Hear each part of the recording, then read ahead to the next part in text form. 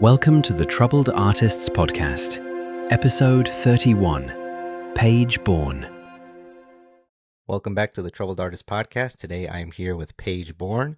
Paige Bourne is a SAG-AFTRA actor, writer, and improviser with a background in theater, having performed with companies such as Marin Shakespeare Company, Children's Theatre of Madison, Milwaukee Chamber Theatre, Forward Theatre, and the Constructivists. A graduate of the Conservatory at Second City, she's also a member of the sketch comedy group Communal Beverage, and her on-camera work includes appearances on Chicago PD, Chicago Med, Chicago Fire, and several festival circuit projects such as Kombucha, The Becomers, and Locksmith. So Paige, thank you so much for being on the show. So before we begin, I do like to ask this one question. Tell us in your own words, who is Paige Bourne? Well, thanks for having me. That's a tough question to answer.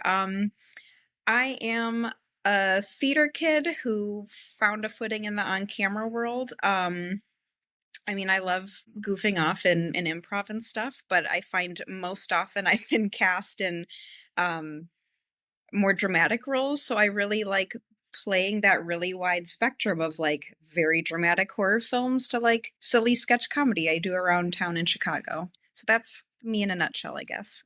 Mm-hmm. Yeah, that all sounds really cool. And, I'm really excited to, get into that and, the projects that you've worked on. But before we get into that, I just am curious to know just how did you get into acting? Was it something you discovered early in life or later on in life? Just kind of tell us about that. Sure. I didn't start acting until I was a freshman in high school. I remember fall semester, I was very just overwhelmed with like all of the changes of, okay, you're in high school now. So I did no extracurriculars besides just high school band. But I had a lot of friends who did the fall play. So of course, to support them, I saw the play. And I remember just like sitting there and watching them, and they looked like they were having so much fun. And it looked like a great way to meet people. So I decided to myself, I will audition for the spring play. I think my very first play I did was The Miracle Worker. But yeah, I was cast in the spring play. And I mean, from then on, I was absolutely hooked. And, we can talk more about that stuff later, but I just knew like, I want to keep acting. It was so incredibly cathartic. It was a great way to meet people. And yeah, I just did every play in high school after that. And I remember my junior or senior year of high school, after a play performance, this woman came up to me and she was like, "So what are your plans after high school? Like, you're going to major in theater, right?" And at the time, I literally didn't know that was something you could do. So this woman, I still don't know who she is, but she kind of like opened up my eyes to like, this is something I can do after high school. So I went to college for theater. And I remember after graduating with my theater degree, I was just super burned out because we were encouraged to do like so many shows simultaneously. So I didn't do any acting of any kind for 2 years after getting my theater degree because I was just so burnt out. And then eventually I was like, okay, I think it's time to start auditioning for plays again. I started doing community theater, but I really wanted to do something that would make me like fall in love with acting again or kind of find like the joy in it again rather than just doing so many projects all at once. So I started taking improv classes. And in Milwaukee at the time, the only improv theater that was there was Comedy Sports, which if you're unfamiliar, it's kind of like Whose Line Is It Anyway? Just kind of like faux competitive short form improv. And that was such a great like reintroduction back into acting because I could cast myself as whatever I want. Like I love working with an ensemble. And improv is also how I kind of like dipped my toe into the on-camera world because so many commercial directors want people with an improv background for their commercials. And so that's how I kind of started doing on-camera work. I really loved how different the on-camera world was from theater acting, and I just like dove right in. At the time, on-camera work definitely took a back seat to theater. Like I thought theater was still primarily my thing. So I'd only do like commercials or indie shoots like in between plays or if I just had some extra time. And then in 2019 or 2020, I can't quite remember, I was all set to go to San Francisco to do a theater apprenticeship at a Shakespeare theater. And then, of course, like the world shuts down and theater is like no longer safe to do. But one of the first things that safely reopened was on camera work. It's a much smaller environment to control. So I did a hard pivot and I'm like, all right, I guess I'm an on-camera actor now. Um, and I just worked as much as possible, so many shorts and commercials. And eventually I got to the point where I was going to Chicago to do a shoot or going through Chicago to, go somewhere else for a shoot. And I was like, all right, we need to cut out the middleman. It's time to just make the move to Chicago. So I moved here in 2021 and yeah, like got an agent. I remember like one of the first auditions I got was for Chicago PD, and I like booked that my first time auditioning for them, which was like so lucky and cool. I did the Conservatory at Second City, and yeah, so now I'm in Chicago, and that's kind of my like saga into acting. So I still try and do a little bit of everything with like theater and on camera work, but I have noticed here it's definitely skewed a little bit more towards heavy in the like or a little bit heavier towards the on camera world right now. Hmm. Yeah, wow, that's really cool. I am curious to know just when you receive a script and you really like it and you want to be a part of it, what is your preparation when it comes to accepting a role? Yeah, I've found that I do a lot of like genre work, so, like a lot of sci-fi horror and stuff. So usually my first step is just making sure that I understand the world I'm working within and all the ins and outs because I want to make sure I know exactly what I'm talking about in all of my lines, that I always have, the context for it. And I think too, it's important to understand like what a normal day looks like in the world of the story, as otherworldly as it may be, because so often these projects take place on the craziest day in this world or like the day where something huge happens. So it's really important for me to understand the context of how the day in the story compares to just an average day in this world. But as far as actual process goes, I know some actors are very married to like, I do Stanislavski or I do Meisner, and I'm not one of those actors. I guess if I had to have like a metaphor for my acting process, I kind of think of it as just like a toolbox. I take a lot of different acting classes where I, try on different like uh like styles and theories and stuff, and some things just straight up don't work for me and I don't carry that with me, but then I find other things work really well and I just kind of add it to my toolbox. And just like every tool is not appropriate for a DIY project at home, I find it's very similar to acting projects where like some tools are not helpful for this particular project, but another certain combination of them really work. So that's kind of what I've carried with me. I do find that most often I like the Meisner technique. Um, for me, the way I interpret it is it helps me focus on my scene partner rather than myself, because I can get very like cerebral and just like internalize, which is like really fun for discussing characters, but it's like not very helpful when you need to portray a character on camera. So to just get out of my head and focus on my scene partner, that technique has worked really well for me.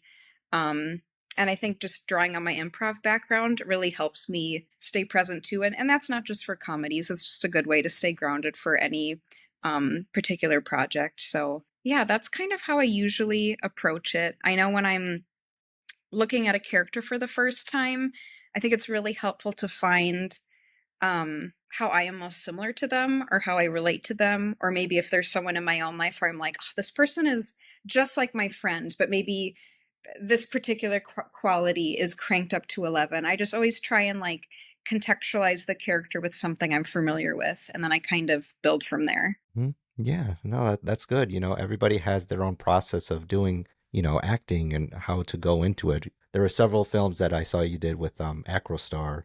Hmm. And just the other day, I was talking with one of your co-stars. I don't know if you remember Mia Katz.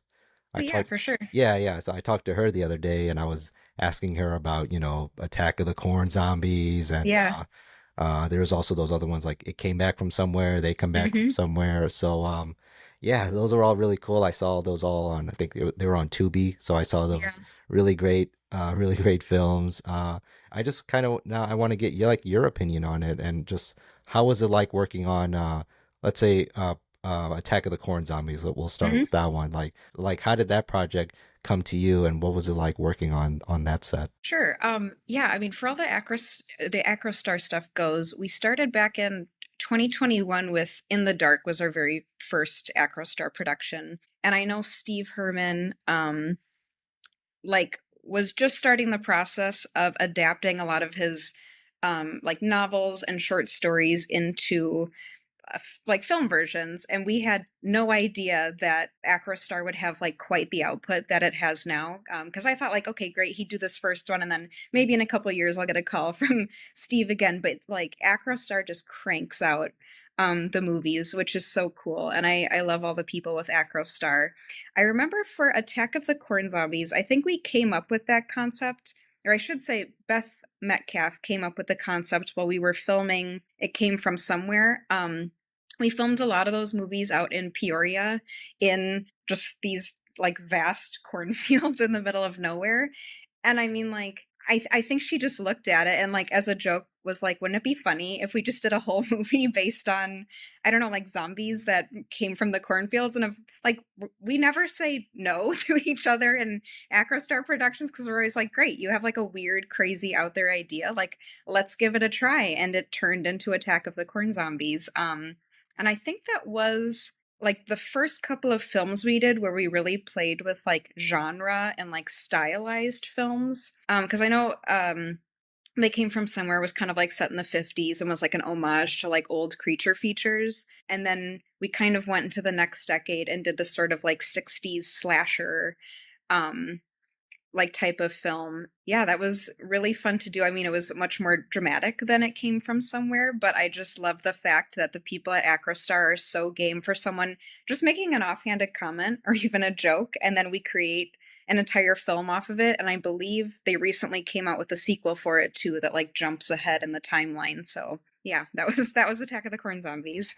Yeah, no, it was a really great film, but both of them were really great. And then you have like it came back from somewhere, they came back from somewhere, and I've always enjoyed like those black and white films, like the sort of Ed Wood, type Yeah, of films, exactly. like with the flying saucers, That's a pie tin, yeah. Yeah, Yeah. exactly. I really love those, and I mean those were like really funny, just like all of like the over the top acting and like hmm the effects with like the ray guns and the skeletons. It was really really fun to see that. And what about like with those films? They came back from somewhere. They came back from somewhere. What was it like working on that set? I'm normally really good at never breaking on a set. Like 99% of the time, I've never broken. But on It Came From Somewhere, I broke constantly while we were filming that movie. Um, yeah, it was just like another case of everyone just being so on board with like coming up with little bits while we were setting up a shot and just being like, oh, wouldn't it be funny if we try this for this take? And I mean, like, the great thing with film is like, what's the worst that can happen? Like, you have a bad take, whatever. Like, we could do something else for the next one. Um, and yeah, I mean, it was just like such a great group. We had so much fun filming it. I'm sure that there are some takes that ended up in the final cut where like someone in the background is probably like crying, trying to hold back their laughter, but like we just couldn't get a take without that. But that was so much fun, and I love that that was the first film we did that played with the genre so much and played with style like that. I know at the time, Steve, the director and creator, really tried to have like the kind of first generation of AcroStar actors like have a film that would like really highlight them or something that he thought they really excelled at. And I remember before we started shooting It Came From Somewhere, Steve messaged me and was like, hey, like, I think just like with your comedy and your improv background, like, I really thought you would be a great person to highlight in this movie so we could like really draw on those skills. And I mean, I was just like over the moon to have an opportunity like that. And that was probably like one of the most fun shoots I've been on, and we laughed so hard the entire time. So yeah, that's just a fun film to like watch and reminisce on, because I can always think of like something ridiculous that like happened while we were filming a particular scene. So yeah. Yeah, definitely. It's always good to look back at like those projects, especially the ones that are like so silly and ridiculous, but they make us crack up so much, and hmm it just gives us like that encouragement, just to continue to do what we love. There was this other film I saw you in, Trepidity. Am I saying that correctly? Yeah, yeah, yeah. So, yeah, I saw that one too, and again, really great film. How about, can you talk a little bit about what it was like working on Trepidity? Yeah, sure. That was another Acrostar production. I'm trying to remember if that was, I think that might have been like the next thing we did after In the Dark, our first short. And you know what? That was us playing with decades and style again, because that was set back in the 80s. And we shot that at Ash Hefner's house.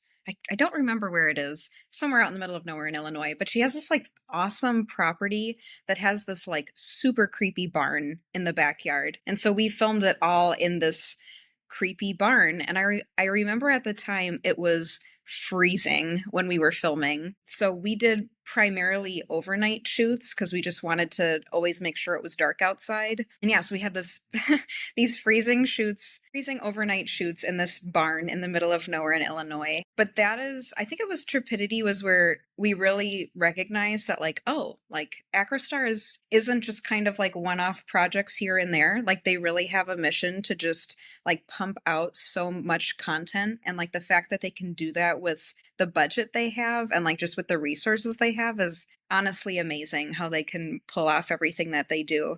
And yeah, I think that was the first time we realized like, oh, I think we have something here. Like I think we have this, like we always called ourselves like the Acrostar family. It's like, oh, we have this film family now, and really more than anything, we love hanging out with each other. We love making movies together. And I mean, honestly, we would have been satisfied if this was just like a movie we made for ourselves and nobody ever watched it. But just the fact that we put it out there and there was a platform and an audience for it was just a wonderful surprise, and it allowed us to just keep going and continue to make all those films. Yeah, and it's really cool that you said, you worked with what you had. You had like the Hmm. resources. And I do want to also highlight one more film that you did, which was Locksmith, with because I actually had on the podcast your co-star Pete Berwick. I Yeah. had him on the show, and yeah, that was such a really cool film, and I saw it on because they posted it on YouTube through the Hmm. Amaletto Yeah. their channel. So I was just curious to know like what it was like working on that set and working with Pete. For sure. Yeah. I mean, what a small world. I think I have worked with Pete on no less than 5 projects at this point. That's kind of my favorite part about Chicago is like, yes, it is a big city, but the more time you spend here working in the creative community, it just gets smaller and smaller and smaller. And it's great to like work with the same actors all the time, work with the same crew members, and Pete is definitely one of those people. I think I saw the casting call for Locksmith on Backstage, and I'm always a fan of short films that are like very short. I'm trying to remember what um, time Locksmith like clocks in at. I want to say it's like 8 minutes or less, but like I think that's Yeah. such an awesome sweet spot for a short film where like I would rather be left wanting more than to have like a very, very long short film. And I think Locksmith does that perfectly. So that was directed by Corey Benson Powers, and I believe his background is in cinematography. So it was really cool to read a horror script that was like done from the perspective of the camera, as if it was like a person who was just a fly on a wall. Um, and so yeah, I mean the story is just about this woman who is getting ready for the day. Her front lock has been broken for a while, and this incredibly creepy locksmith pops up, Pete's character. And like, I mean, he's just so socially awkward. He does the absolute wrong things in every scenario.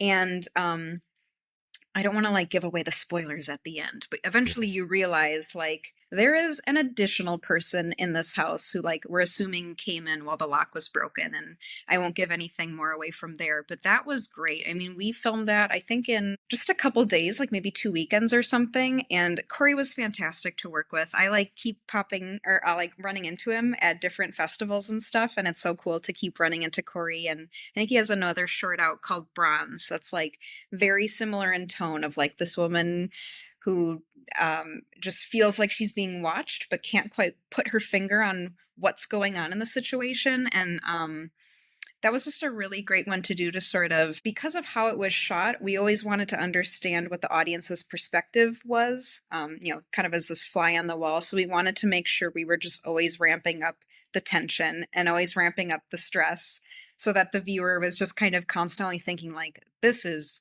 not going to end well. It's just getting worse and worse and worse. And yeah, it turned out great. I love the cinematography. Pete is so fantastically creepy, and it was great to get to work with him again. Yeah, yeah, no, it's great. Yeah, Pete's great. I worked with him on a project a Yeah, couple years back, but yeah, he's such a great guy. And for sure.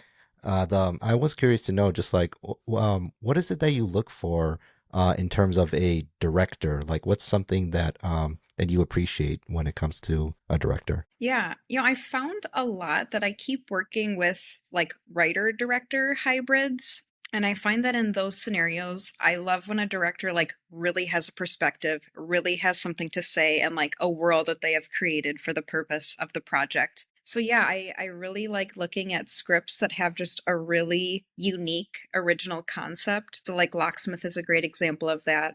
A movie that I have coming out soon called Kombucha is a similar like writer director thing.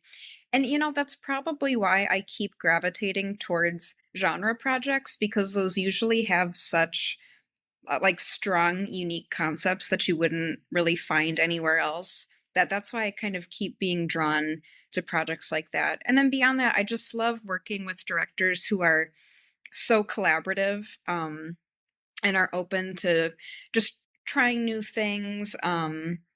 Maybe they envisioned the script in one direction, and then once we get on set and kind of understand the chemistry of all the actors and stuff, maybe go, oh, I originally saw this one way, maybe the script needs to be taken another way. And for them to just be open to trying it out and to collaborating, like those are my favorite kind of directors to work with. And that always makes me feel like I'm open to try whatever ideas they may have, whether they work or not. Hmm.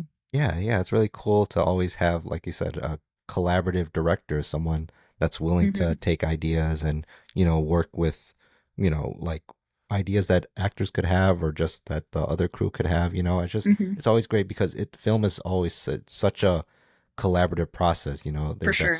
There's that saying, it takes a village to make a film, and it's so true. And I want to talk about, because I saw that you were also in the Chicago shows, the Yeah. Chicago Med, Fire PD, because that's like a staple here in Yeah. Chicago, those shows. But yeah, what was it like working on like such a like a national like show like that? Like what was that process like? Yeah, I've been lucky enough to be on each of the three shows, Fire, Med, and PD. So I feel like, I don't know, I like got my bingo card filled out, or I don't know, I want to be a part of some special club for doing all three. But no, the one Chicago sets are awesome. I think the first one I did was Chicago PD. And I think that was also the like largest role I had of the three. It was originally written as three scenes, only two of them made it to air. But like a good amount of dialogue. I know some people, when they do their first co-star scenes, their role is like, here's your coffee, and that's it. But like getting to have several scenes and so much dialogue was just such a wonderful first exposure to network TV. Um, but yeah, that scene, I played this like teacher in the school during like a very busy pickup period. So when we shot that, there were, I don't know, it felt like 100 extras, a ton of kids playing students and then a bunch of like adults and stuff. And we had really complex sort of choreography between all of the extras being coordinated to like enter and exit. There was like really particular camera work that had to be done.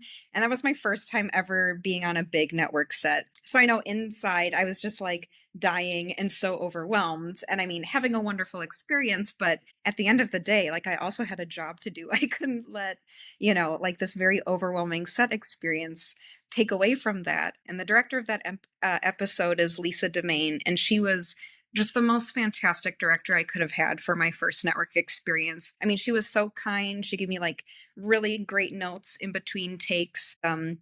I'll never forget the day that I shot Chicago PD, because that was like one of the best days of my career and like my life even. It was so cool.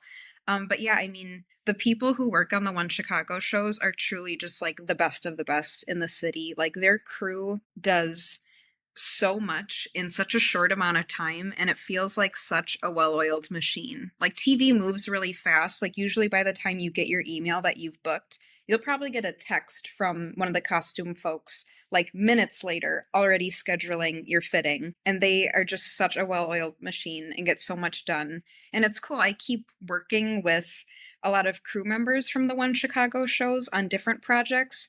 There's another guy named Timothy Troy who works in the camera department. I did a micro short with him called Candor, and like he just does these super short horror movies to just kind of like, you know, do something different than procedurals. There's a couple other folks that I've worked on or worked with who also work in the One Chicago world. So again, it's just cool to see the same faces pop up.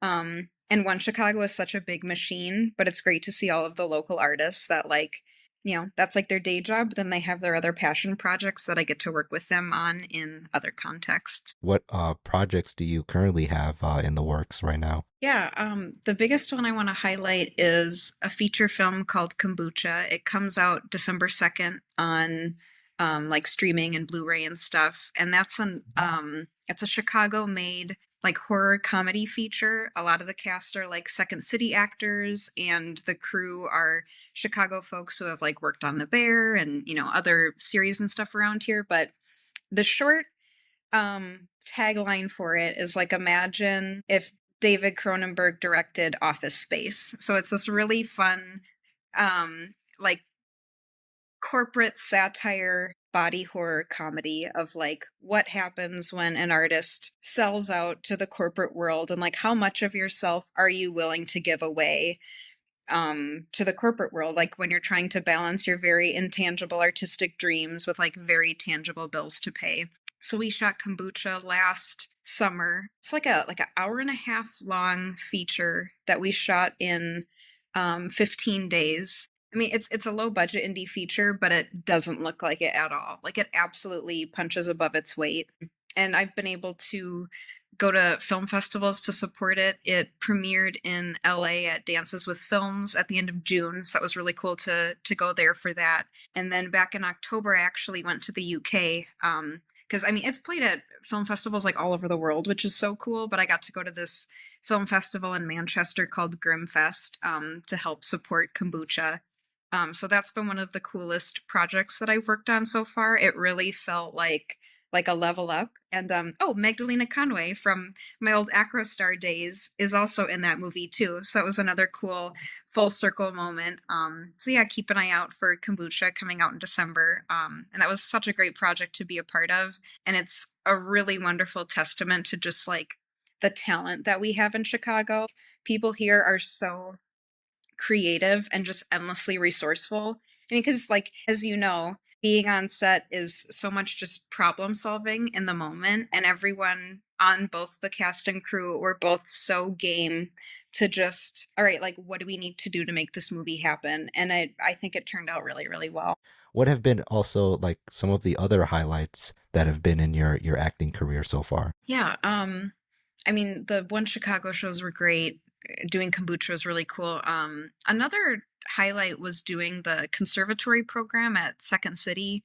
You know, like I mentioned to you when we first started chatting, I mean, I come from Milwaukee, where the only improv theater that was open at the time was Comedy Sports. So to come here to Chicago, which is like a comedy mecca, like we are really spoiled here with the resources that we have and like the platforms we have if you want to do comedy. So I knew that when I moved here, Second City was totally on my radar.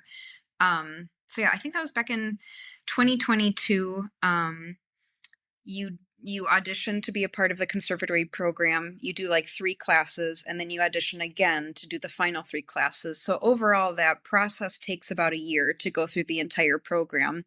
And you kind of learn Second City show writing process that is like improv to sketch, and like how do you refine a sketch through every stage in that process. And then by the time you're done with the program, you do like a full review show. So I really pushed myself in that. I had never been much of a writer besides just like nonfiction essay writing, but I had always been really interested in writing like dialogue and writing narrative, but I had just never done anything like that before. So doing the Conservatory at Second City was such a great way to like I mean, like, they're totally down with, like, failing there. It doesn't matter because you're gonna have another rep, you're gonna have another sketch, just, like, try something. So being able to kinda take my first steps in writing in that kind of environment was great. And it gave me the tools that I need where I mean, I haven't written, like, a feature or anything by any means yet, but I feel like now, with what I've learned from like the sketch writing program, I feel like I can just kind of take the steps to go from like, all right, I've written a sketch, like, okay, now I feel comfortable writing a short. And like eventually someday I would love to try writing a feature. But it was just such a great experience. And I met really wonderful people through the Second City Conservatory. I mentioned I'm a part of a sketch group in Chicago called Communal Beverage. And everyone in that group, it's 6 of us total, we all met doing the conservatory. And we just like really vibed well with each other. And I mean, we like hanging out with each other too. And so we created a sketch group that's, I mean, like we're still together a couple of years later and, like still have plans in the works for shows next year. So it was just great to come away with that with all these new skills and like friends that I still work with today. Do you have like a preference when it comes to what you would prefer or what you like more, whether it's acting in theater or acting on screen in a film? Do you have like a preference, or do you just enjoy the both of them so much? Yeah, I mean, I really do love both. And I feel like the more that I do both, I understand that, I mean, they are very different, like acting muscles. I guess theater to me feels like a marathon, and on camera work feels like a sprint, where like you have to be able to sustain yourself in theater to like keep things fresh when you might be working on something for months at a time. And with on camera work, like it might be a 1-day shoot and you might be doing super intense subject matter with someone you've met an hour ago. So you have to find a way to just like jump right into it. Um, right now, I think I like maybe just a little bit more prefer on camera work. Because I don't know, I just like love all of the different projects and I love hopping from thing to thing. Where sometimes when you're in theater, you're like, okay, I'm on month 3 of this project. I'm ready. Like I love the people, but I'm ready to do the next thing. So I don't know, that's tough. I really do like both, but I've been enjoying the pace of on-camera acting right now. What are some of those struggles that you faced so far in your acting career? Realizing that a career in acting, and I'm sure this applies to a lot of other creative pursuits, like it's a marathon, not a sprint. And I know it's really fun to like be up on stage or be up, in on a set and getting all the accolades, but so much of your time as an actor is spent like with nothing, just with like silence, like especially in the last few years with like COVID and strikes, like there are long periods of time where you just don't hear anything. And that's it has nothing to do with your talent or your capabilities. It's just like kind of the environment we find ourselves in.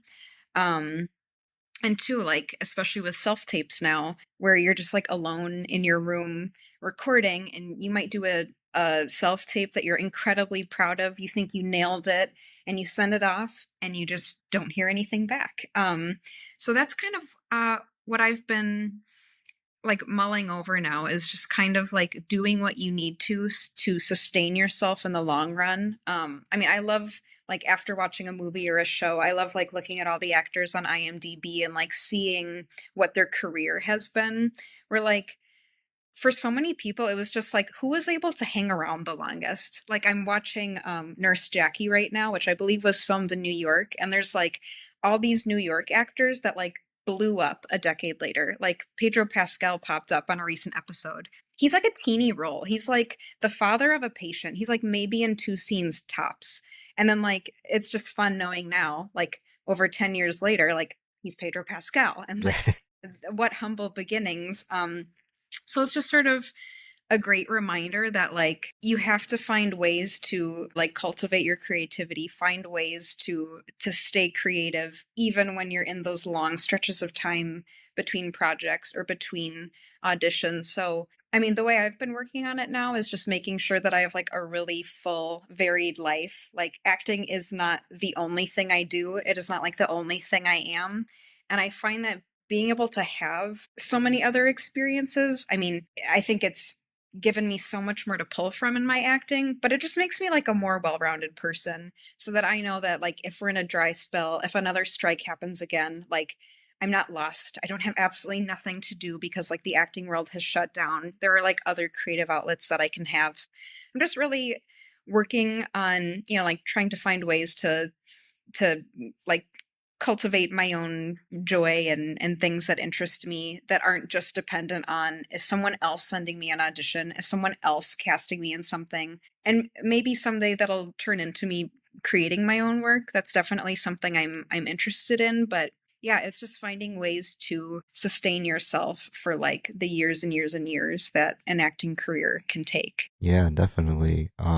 I was curious, like, what are some of those activities that you find yourself doing? I mean, I got like a little bit domestic during COVID. I'm like very into plants and I started doing like crocheting, and this is so silly, but I got this like a little like model set where you can make like small like rooms. Like I think the one I have is like a little library, and I mean, just imagine like very fancy Legos, but like for adults who play Animal Crossing. That's like kind of what the model looks like. But it's like those silly little things that I just like love to do. It keeps me creative and it keeps me busy. I mean, I don't know if you can call this hobbies too, but I also love just like playing video games and watching TV shows and movies. I mean, I tell myself like, "Oh, I'm doing research because I'm catching up on this prestige TV show." And like, sure, I am watching it with that in mind, but I also just like love catching up on shows like that. And I mean, I think it does help with my acting. I mean, like it helps me to see like, all right,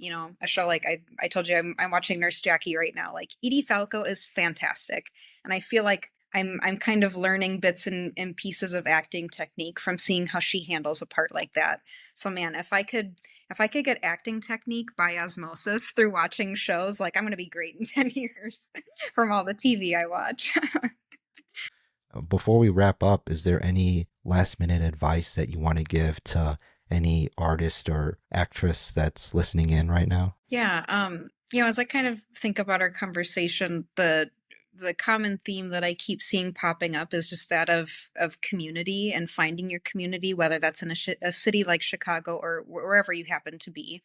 I think you go a lot farther with a group than you do alone. Acting can be really solitary. Being creative can be really solitary when you have all these ideas but kind of nowhere to go with them. So that's why acting can feel really competitive. I don't think it's helpful to think of other actors as your competition, because those are the people you're going to be going through your journey with through the next few years. You might work with them on projects here and there. So I would just really encourage anyone to find out your community. They might be your future collaborators. They might be people that you can reach out to as resources as you're trying to make your own work. So yeah, I mean, you don't have to do creative pursuits by yourself. Like definitely reach out. There are people who are willing to help and who can help guide you along the way. I know, like, I love chatting with people because like I've learned so many things the hard way, and if there is anything I can do to help someone like have a bit of an easier time than I did, like I'm more than happy to do that. So I know my acting career has been made a lot easier by the people I've met along the way. So yeah, I would just encourage people to find their community, to find like-minded people that inspire you and that can help you get those creative ideas out and turned into some sort of tangible project. Thank you for tuning in to the Troubled Artists podcast. Have a great day.